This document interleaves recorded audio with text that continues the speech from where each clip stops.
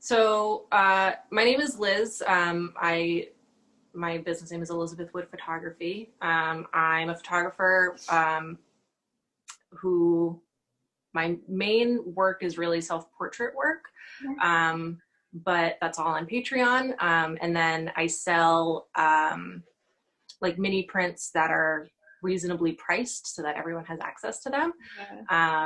And other prints will be coming TBD. That's awesome. And is that the one I saw on your website? It's called what's it called? Instax prints. Instax. Yeah. And we'll get into that perfect. in a minute. Yeah, and I'm Caleb. I get my business as Caleb Swan Photography. We're very original people. And in my travels, I largely do documentary work. Whether I have a couple of ongoing projects that are more focused in the fine art documentary world. And then in traveling and seeing things, I also, I do a lot of landscape work and nature photography. Started as a form of therapy, honestly. I am neurodivergent, so I struggle with sensory situations and social situations. So by living on the road, I'm kind of overwhelmed with that sometimes, but my way of navigating it and finding my space in it is definitely through sitting for 2 or 3 hours at a location and getting the photograph that I really want there. And it's almost a form of meditation, I guess. Sorry if you got that nice motorcycle background noise. And so the things that I have available in my print shop are my landscapes and the nature photography that I've been doing. Yeah, cool. Well, that's awesome. It's so funny that you say that, because if you're working on the road, it seems like there's that balance of like spending a lot of time with something intensely, but then balanced with the movement of that kind of lifestyle. So cool. Yeah, something I say a lot is that I generally desire normalcy and planned things, and so by going on the road, the plan is always unplanned, the normal is unnormal. So it's just kind of this constant confrontation, and I'm a big believer in getting out of your comfort zone in order to make art. So this is like, that's kind of the diving in the deep end and like the biggest form of latching on to that lack of comfort zone for me.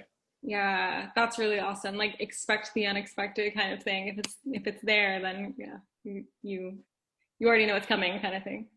Yeah. That is really cool. So yeah, I think what we wanted to know was and you kind of touched on this, but like, what are your processes like as artists? Because it sounds like, photography for you, of course, it's more than snapping a picture. We know that. So what's your process like? Maybe even telling us, maybe if it works in for you, like what your days are like and how does it fit into that? So typically if we're like in travel mode and photographing, we like are literally full-time engaging with photo work. So typically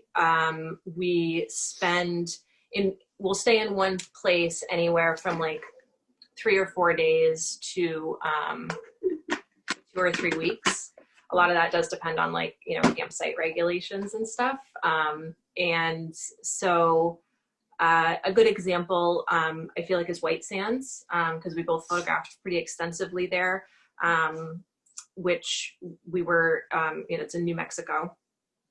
So we stayed there about a year ago for 2 weeks, and every single day was photographing. If we're not actively photographing, we're location scouting. So like going out, driving around, exploring. A lot of the places that we go and photograph, we've never been before. So the exploring part is important. And that also helps us determine what time of day we want to photograph. So we may spend an entire day driving around and then noting, okay, we want to go to this location first thing in the morning for sunrise. And then we want to be here at high noon. And then we want to be here for, sunset. So that's kind of the shooting half of it. And then there's editing too, which we're not as good at.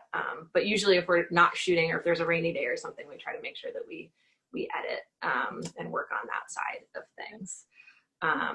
But our processes are like similar but different. My Instax work, which will be available at the market, is like, if I see it, I take a picture of it. It started as like a way to engage a little bit more with like fun work. I have a tendency to be very project based when I photograph. So like my self-portrait project that I'm working on right now is great, but I will be kind of hyper focused on it and I'll forget to look around me for any other image that may be there. So Instax was like a really awesome, tangible way and a fun way to be able to photograph and kind of like be more in the moment and pay attention to what's around me. And it's like, doesn't feel as serious. So I can be more fun and, experimental. And because of that, I, feel really great about, making that like really accessible for folks and kind of let everybody else in on the fun. And then when I'm doing self-portrait work, the frame is really important. So that's a lot. There's a lot more time that goes into like finding the perfect frame, finding the perfect light, and then working through the poses. And we're both kind of assistants to each other, which is nice. Yeah. So Caleb usually helps with the photographing side of things, just to be kind of, to man the camera so that if we need to change exposure or whatever halfway through because the light changes, we can do that. And the focus. Which is important. So yeah, I mean, I think that's like how our shooting overall goes. But I guess you can kind of speak to your process. Well, before that, I think it's important as far as our day-to-day, that's very much, oddly enough, dictated on electricity. So if we're staying somewhere out in the middle of nowhere and we're trying to really conserve our electricity, I'm not going to be editing things on my laptop.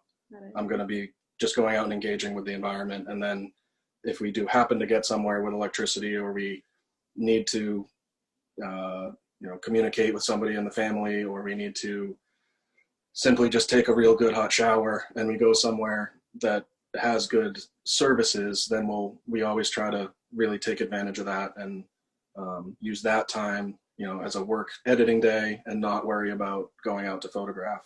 Right. So it's definitely oscillating between the editing and the shooting, and there's things out of our control sometimes that dictate that.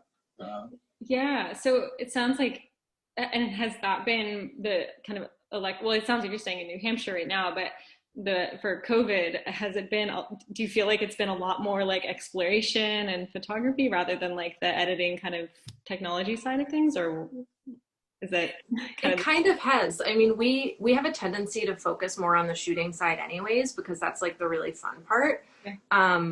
But we spent kind of the first portion of quarantine, the first couple of months of COVID in Arizona. Okay. And then things started to get a little hairy. And so we drove back to New Hampshire because we have family here that we're staying with, and we kind of figured we'd ride out kind of the rest of the lockdown period, which is starting back up. So we'll be here for the winter. But we've, when we were in Arizona, I mean, we were out every single day because like the weather was beautiful. We weren't around people. It was like the perfect, it was the perfect excuse to focus on shooting. And since we've been here, we've done a lot of scouting, I think. We've done a pretty good job shooting. We'll go out and shoot a lot too. Like we are, the places we tend to like to photograph don't have people anyway. That's fair. Yeah. So while COVID certainly has been, had its effects on us, in some ways it's been lesser so than someone who maybe, certainly more so than a musician or a stand-up comedian or anybody that is 100% relying on people being around them and enjoying their work. And so I think, our work hasn't changed. It's the way that we like go about organizing our time, I think, has changed because we don't have that gig work now. So we're that's the biggest thing, we're focused more on trying to figure out ways that we can, make money off of our art, which is we're talking about kind of like things that we may want to discuss with you. And that was one of the things that came up was like fine art and capitalism, they don't go hand in hand. Yeah. Right. And it's hard, you know, for us just even to think about making money off of our work seems weird because, you know, we both went to art school. And so like in our world, you submit images to galleries and you hope that they get in a show and then maybe it sells and maybe it doesn't. So the idea of selling prints is like kind of wild to both of us because it's just so much more accessible to so many people.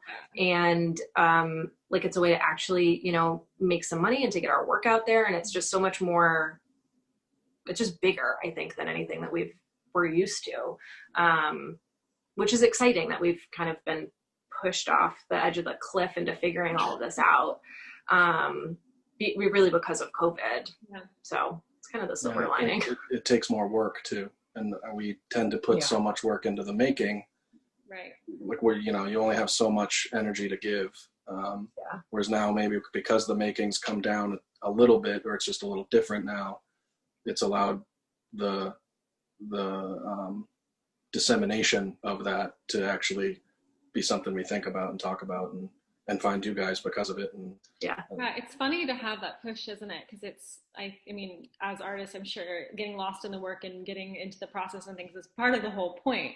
But at this point, it's like, okay, I guess that has to go hand in hand with, Instagram and marketing and website and all that stuff. And it can be kind of wild because it feels so counterintuitive if that's just, you know, it's not been part of your practice maybe for a long time. So yeah, 100%. And we're both very bad at marketing ourselves and we both like feel yucky about some of that, even though we know it's necessary. It's just like not, we're just very bad at tooting our own horns. So so this stuff is like, it's good because it's a way to really, you know, it's like easier to say, check out this market and all these other really great people. Exactly. No, I think you hit the nail on the head there. I think that's what's been so fun about this is we can be like, look at these guys, they're doing such a cool thing. And so we can all kind of come together and support each other. So in that, I think comes power and strength. And, you know, you don't feel like you're so much just standing there by yourself going, can you buy my stuff? Yeah, absolutely. I felt that for sure. Yeah. And I think too, like at the beginning of 2020, before things just got like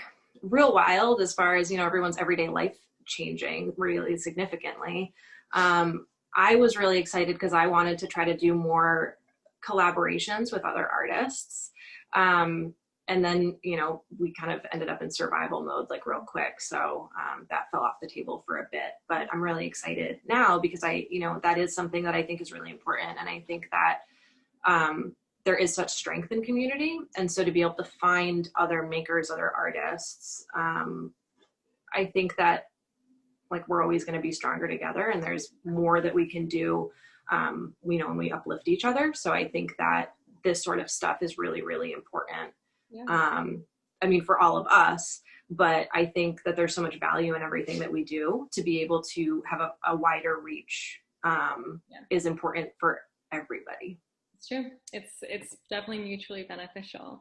But I can toot your horn, and I think both of your work is just gorgeous. And I actually don't know many photographers. I just haven't crossed paths. I have like, you know, a different background, and so it's just never been in the circles, the kind of more crafty circles that I brought in, maybe with more like soap making, sewing, things like that. So I'm really glad to have this as a part of our offering for the market. So I guess in terms of that, like, what we want to know is how can people get their hands on your work? So what kind of form is that in? And when people are shopping around during the markets, like what's out there? Like what's going on your sites that they can get?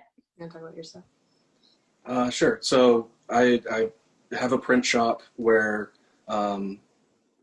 generally in the photography world, things are in limited editions or kind of controlled. What the print, you're buying the print and it's like, here's a silver gelatin print on this particular type of paper, and that's part of the process. And with this, I've tried to engage with a little more, I guess, collaboration with the consumer as well. So allowing like, here's the print and you can choose from a variety of sizes because everybody's walls are different. You can choose from I have a frame from my grandfather that I love and I want to put this photograph in it. Or I don't have a frame and I want to buy a fully framed print, all, package included. But I want a black one or a white one or all these different kind of variables. So to try to, rather than, and I honestly, the virtual nature of this helps with that compared to a physical booth. Because with a physical booth, I would have, here's 20 prints, and if you like it, you like it, and if you don't, well, come back next week.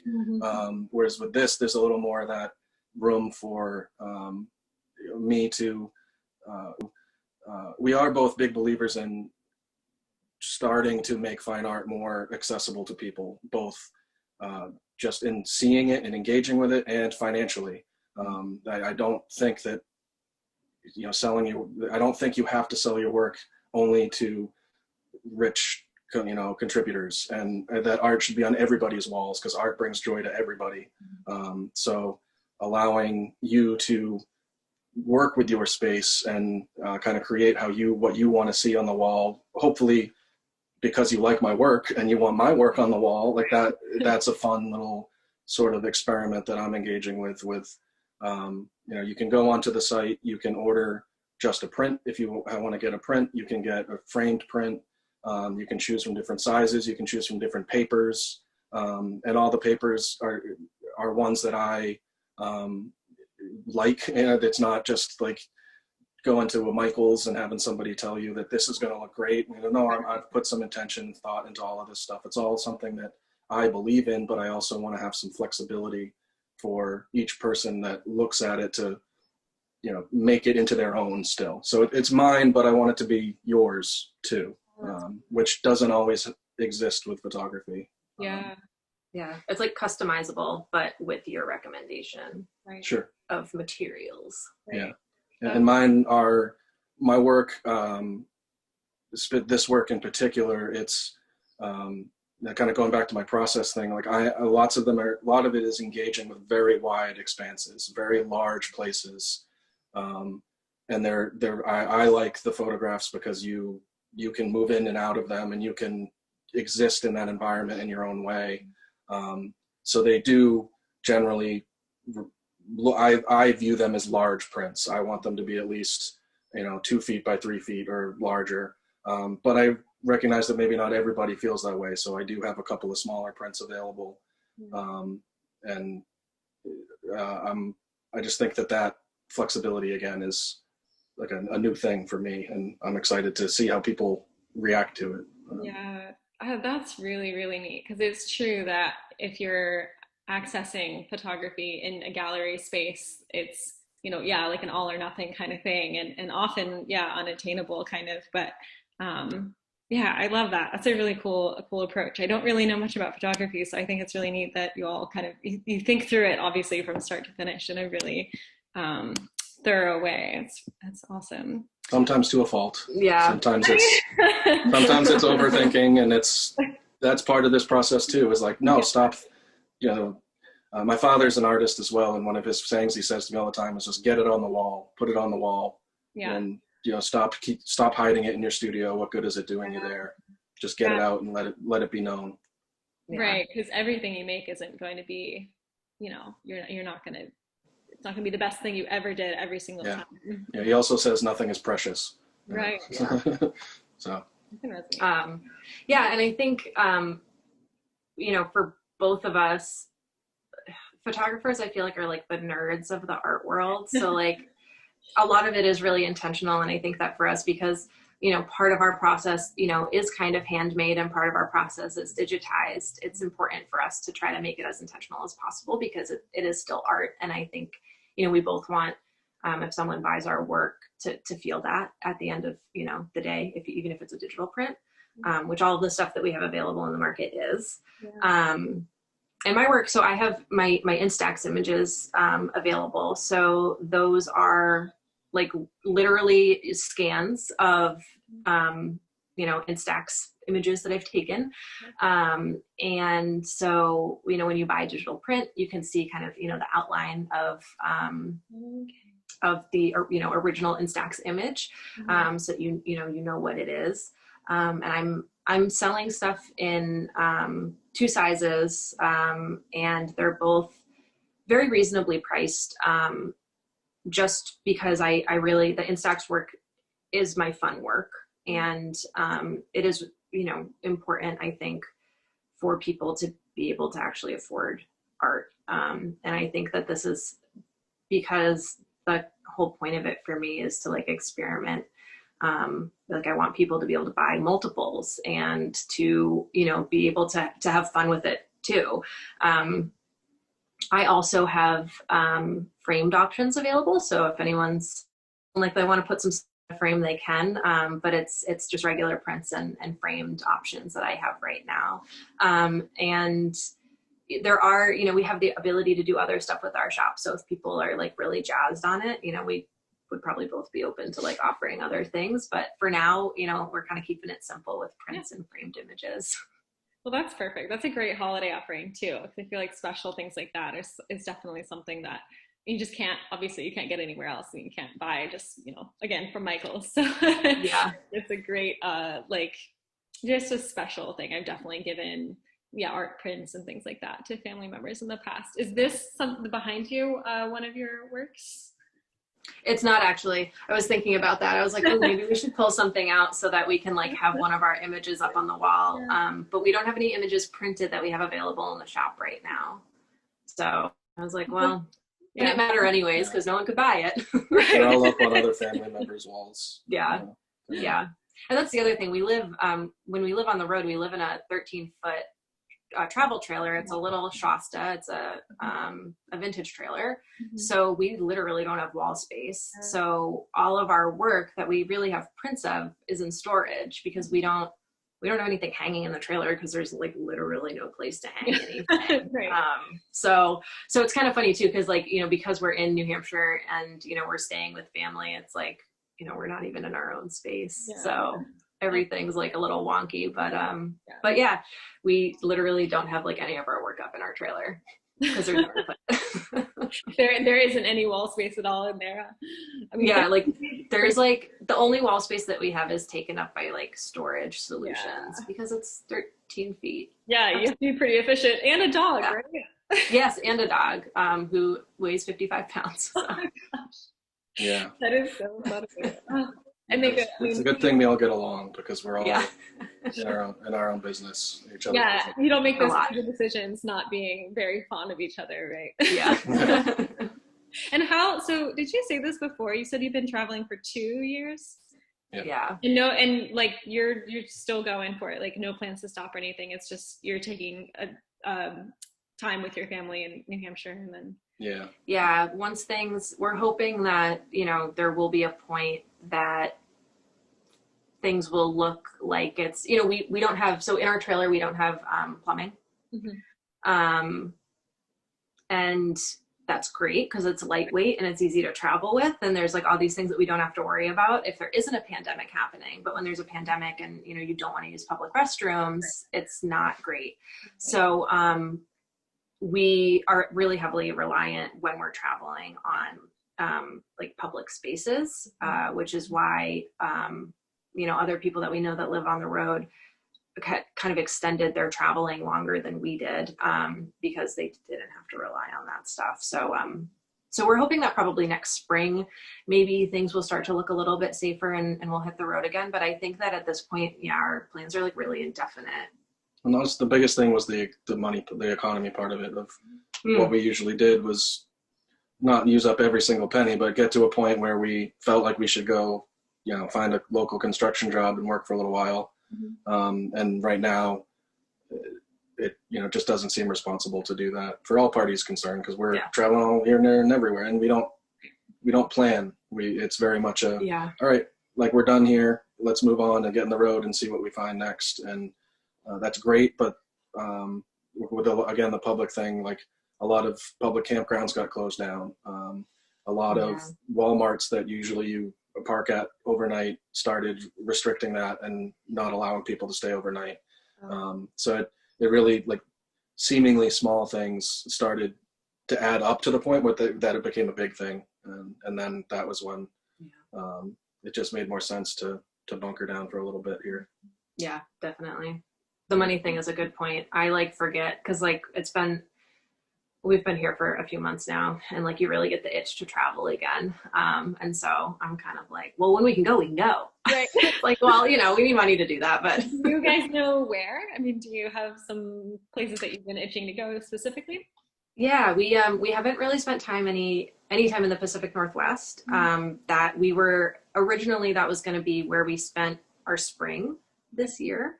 So that's really high on the list for kind of one of the first places we want to go. We've spent a lot of time in the Southwest, but we really love that area. So we have plans to go back to a few places to photograph again. We have like our list of favorites. Yeah.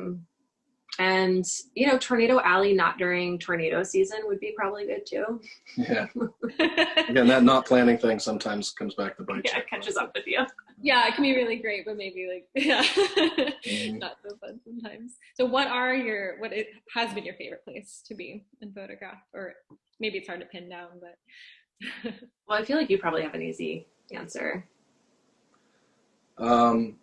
As far as the landscapes that I'm including in the shop, it's definitely the Southwest and New Mexico. That I think it's the space thing I was talking about before. Just when there's no trees, everywhere is a big space. Right. And being able to go out into a place that doesn't have a lot of people, because I don't do as well with that, and I like solitude. So White Sands, New Mexico was a really borderline spiritual experience for me to be out in those dunes. And I have a few prints from there. Also just kind of the whole along like the old mining areas down in Arizona that have been kind of left behind now. You know, some of them literally look like they're from the 50s or something. And those places have been really special.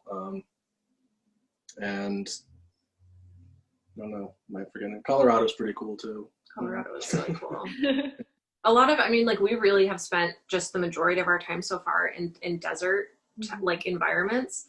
And I don't think that was really intentional. It's just that's what we went desert there. And grassland, yeah. Yeah, we went there because it was warm for the winter, and then we just never left. So, so I think, you know, the desert definitely in all of its forms has been really fun. To photograph is like kind of hard for me to say because like I have plenty of places that like I really liked being, but photographing the Instax stuff, it could be anywhere because that's just fun because you know it's like you see it and you take the picture and if it doesn't come out, it's fine. But photographing my self-portrait work, which I guess that's the other place that you can find my images. You can find them digitally on my Patreon. Okay. And I can send a link for that if we want to include that. But it would be like in addition to my print shop. I have my link in my Instagram bio too for my Patreon, so I can leave that there for now. Hear all those things. It's the internet. We can do anything, right? Cool. And you know, Patreon obviously is like a monthly thing. So I think $3 a month is the lowest that I have, again because like I want people to be able to see stuff, so you don't get access to everything, but you get access to at least looking at all the images for $3 a month, and then the other tiers have some other perks, like a secret Instagram account and stuff. So yeah, so that's like definitely if people are interested in just like being a patron of the arts, or if people think that they like my work and they want to check out my self-portrait series, like that's definitely a good place to go. And with Patreon, if you just want to do it for a month and check it out, you can do that, or you can continue to stay and, you know, subscribe month after month if that works. So that's flexible too. But my self-portrait series, everywhere I shoot has like unique challenges. So I've really enjoyed shooting kind of everywhere, but everywhere has also been hard. You know, whether it's been because of the light, when shooting in the Sonoran Desert was like really, really fun. That's like one of my favorite places that we've been to. But there's so much to see there that photographing is like really hard because there's just like so much stuff that making a frame is like really challenging because it's like There's also prickly stuff everywhere. Right? Yeah, on several occasions it would be like, you know, the day after we went out to shoot, I would like be pulling prickers out of my legs, like, yeah. So so definitely, you know, I really enjoy shooting in the desert because it's fun and it's different. We both grew up in New England. So places without trees are exciting. Yeah. But I also really enjoy shooting like in and around water too. Playing with like the reflections and for self-portrait work, my poses too, like that's definitely more fun. And it seems like there's more flexibility with that. Yeah. Well, actually, I was thinking that I don't want to make sure I'm looking at the time because I think we've got 5 more minutes. But I did notice in both of your work, from shooting in the desert so much, there's a lot of cool tones. And for someone that hasn't spent that much time in the desert, like I've been out to Colorado a couple times, but in Arizona, but I always think of it as like these kind of warm colors, and I think that's really interesting that you're showing another side to it, basically, that I think you wouldn't instantly go to if you're not familiar with it. So that's really cool. Yeah, and I think that traveling has really given us the opportunity to, when we do kind of stay in one place and really explore it, it gives us the opportunity to say like, oh wow, this part is the part that is really cool to somebody who's not from here, because we're not from most of the places that we're photographing. So the stuff that really stands out to us, is the stuff that we usually end up photographing. So like the White Sands images in particular, like Caleb's, are, when you see it, it's like not real when you're looking at it. And so that was the stuff that we really wanted to capture. Whereas in the middle of the day when it was really sunny, we're like, yeah, it's okay. Okay. that all comes from a similar place of, we live in a little trailer. So by nature of that, if it's nice outside of the trailer, generally live outside for 365 days of the year. And when you're outside every night, you start to like pick up on the rhythms of the light and the air and the smells, and just, really, I think every time I'm in the house now and I look out the window and I see a sunset, I'm like, oh, that's really, an interesting color that's happening, or something like that. And I'm like, that's probably happening most nights. I'm just inside and I don't see it, or I'm in my car, I don't see it. Yeah. Whereas if you're cooking, like I cook dinner for us a lot on a fire every night, and so if I'm cooking dinner, that's what I'm seeing. So it's, it's the when your muse is around you all the time, you start to be able to have a little more focused relationship with it, I think. And I've really enjoyed that. And I wouldn't give it up. That's why I want to stay on the road, is because I know I couldn't make the work, even if I lived in the location in the exact same way that I am when it's just all around me all the time. And it's stop being it. Yeah. It's just there. It's so and I like it. So yeah.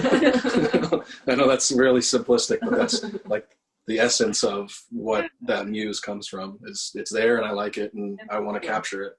Yeah, I see it. That makes a lot of sense. So I think we only have a couple more minutes. Is there anything else you all want to share about your work or what people can see or anything else like that? I'm just really excited for folks to check out the print shops. We both have our email on the print shop. So if anybody has specific requests, or if they want to see other types of products, or they want to talk about other types of products, reach out. We're both really flexible and just excited that anyone would even look at our work. So I think that like we're really open to opening up dialogue. And even if people have like custom requests, I think that's something that we'd both be really interested in talking about. So awesome. So don't hesitate to reach out. That's great. Well, that's really good to know. So I hope folks will come visit and chat and stuff too. So we'll encourage that. Yeah. So great. I think that's it. Cool. I really awesome. appreciate you all talking with me.